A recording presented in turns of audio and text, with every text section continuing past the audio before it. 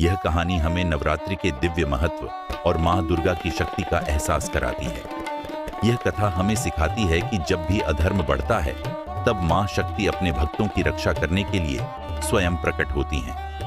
अध्याय 1 पवित्र नगरी का संकट। प्राचीन समय की बात है।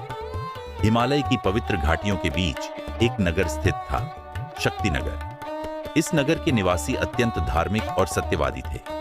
वे मां दुर्गा के परम भक्त थे और नवरात्रि के 9 दिनों में भक्ति और साधना में लीन रहते थे।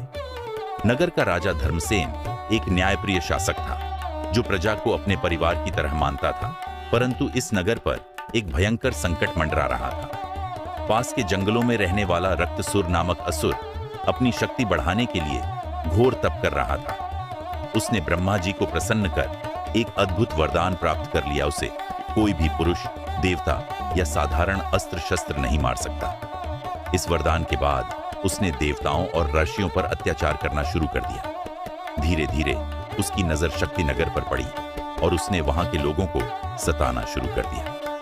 अध्याय 2 भक्त प्रहलाद और मां दुर्गा का आह्वान। नगरवासियों ने अपनी रक्षा के लिए राजा धर्मसेन के पास जाकर प्रार्थना की। महाराज, यह राक्षस हमें सताने लगा है। हमारे बच्चों और स्त्रियों को उठा ले जाता है। अब हम क्या करें? राजा धर्मसेन स्वयं इस समस्या का समाधान ढूंढने निकले।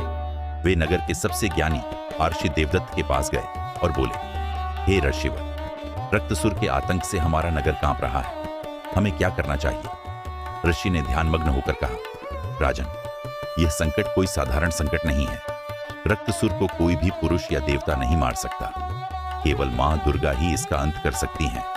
हमें पूरे नगर में नवरात्रि का आयोजन करके मां दुर्गा का आह्वान करना होगा। राजा धर्मसेन ने तुरंत आदेश दिया कि पूरे नगर में 9 दिनों तक अखंड ज्योति जलेगी। मां दुर्गा के 9 रूपों की पूजा होगी और देवी मां से रक्षा की प्रार्थना की जाएगी। नगरवासियों ने पूरे श्रद्धा भाव से व्रत रखा, भजन कीर्तन किए और मां दुर्गा से रक्षा की गुहार लगाई। अध्याय 3 मां दुर्गा का प्रकट होना। नवरात्रि की अष्टमी रात थी। राजा धर्मसेन और नगरवासी मंदिर में मां दुर्गा का हवन कर रहे थे। तभी आकाश में एक तेज प्रकाश फैला और चारों दिशाओं में दिव्य आलोक फैल गया।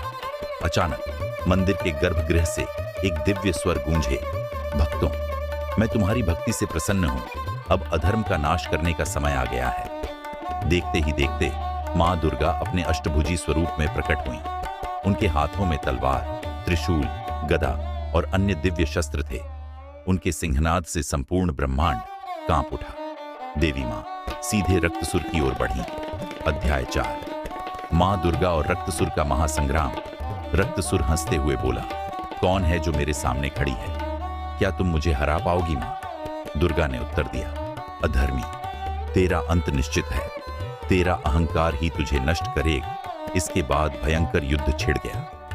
रक्तसुर ने अपने राक्षसी सेनाओं को बुलाया, परंतु मां दुर्गा ने मात्र अपने त्रिशूल और खड्ग से उन सभी का संहार कर दिया। फिर उन्होंने रक्तसुर को ललकारा।